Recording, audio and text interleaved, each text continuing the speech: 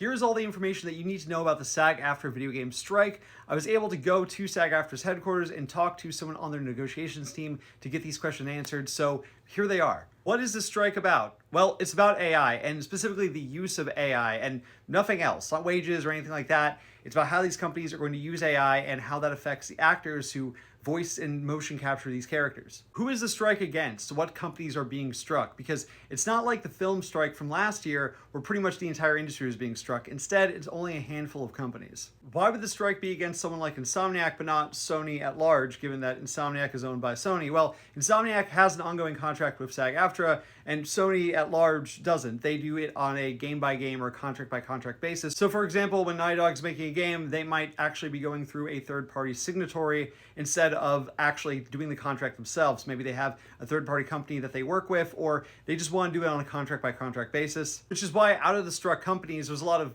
things that you might notice that aren't actually video game companies, and that's because those are third-party companies that specifically handle doing the voice acting and the motion capture for a variety of different games. So the strike is about AI, but that's pretty broad. There's a lot of different types of AI, and AI has been used in video games for forever. It's how enemy NPCs know how to navigate through an environment, for example. But we're not talking about any of that. That's not what this is about. This is about generative AI and how it is used, specifically about getting consent and being transparent about how it's used with the actors and the guardrails that regulate that. For example, let's say you have a voice line that's being said, but you want it to be said again on a horse, and you need the actor to kind of scream those lines now. You could potentially go to the actor and be like, hey, can we have AI change these voice lines to make it sound like you're riding on a horse? And if the actor's okay with that, and you're being transparent about that's all it's going to be used for, and you compensate them for the additional use of their voice, then all that's fine.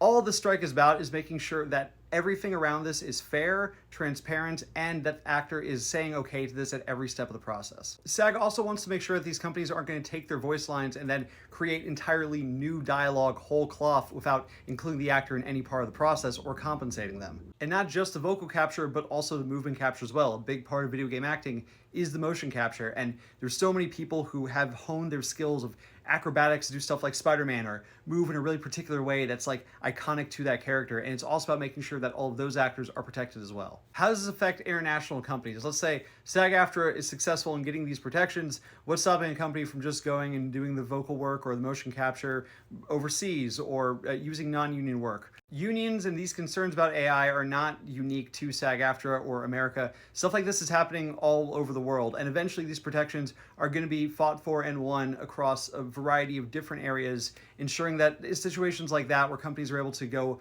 overseas to exploit the system is going to become less and less likely and harder for them to do when the talent is right here.